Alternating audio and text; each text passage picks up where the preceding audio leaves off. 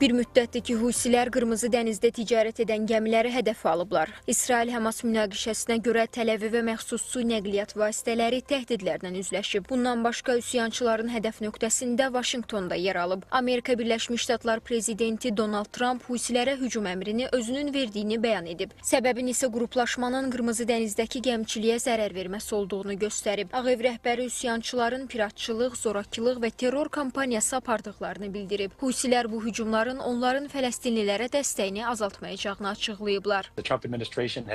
Trump administrasiyası Husilərin Qırmızı dənizdəki ticarət gəmilərinə və ABŞ-nin hərbi obyektlərinə hücuma qarşı sərt tədbirlər görəcəyini əvvəlcədən bildirib. Harry Truman aviadaşıyıcısından havaya qalxan F-18 qırıcıları zərbələri həyata keçirib. Bu hücum həm də İrana bir mesajdır. Vaşinqton bununla Tehranın nüvə proqramı ilə bağlı yeni razılaşma barədə danışıqlara cəlb etməyə çalışır. Bu əməliyyat həm Husilərdən gələn təhdidi azaltmaq, həm də güclü bir mesaj vermək məqsədi daşıyır. Husilər İranın bölgədəki proksi qüvvələrindən biridir. Xarici nəşrlər iddia edirlər ki, Qəzzada, Həmas və Livanda Hizbullahın zəiflədilməsi Tehranı çətin vəziyyətə salıb. Suriyanın sabiq prezidenti Bəşər Əsədin devrilməsi ilə İranın fokusu dəyişib. Analizlər onu göstərir ki, Amerika Birləşmiş Ştatlarının Yəməndəki bu addımları Tehrana bir mesajdır. Həmçinin Ağ Ev rəhbəri Donald Trump İranı qruplaşmaya qarşı dəstəyini dayandırmağa çağırıb. Sözü gedən hücumların həyata keçirilməsində Səudiyyə Ərəbistanının da rolu ehtimallar arasındadır. İran özü üçün qərbdən müdafiə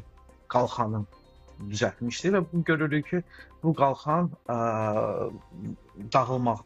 dağılmağa davam edir. Səudiyyə Ərəbistan da Trump administrasiyasından Husi məsələsini yerli-dibli bağlamağı xahiş etmişdir. Amerika Birləşmiş Ştatları Ərəbistan sahillərində ümumiyyətlə dünyanın ən vacib ticari bölgələrində, eyni zamanda Çinin də çox istifadə etdiyi bir bölgədə öz dominatlığını bərpa etməyə çalışır. Husilər 2023-cü ilin noyabrından etibarən Qırmızı dəniz və Ədən körfəzində onlarla ticarət gəmisini hədəf alıblar. Onlar su nəqliyyat vasitələrini ələ keçirərək ekipaj üzvlərini öldürüblər. Böyük gəmiçilik şirkətləri Qırmızı dənizdən istifadəni dayandırmağa məcbur olub. Xatırladaq ki, qlobal dəniz ticarətinin təxminən 15%-i sözügedən su hövzəsindən keçir.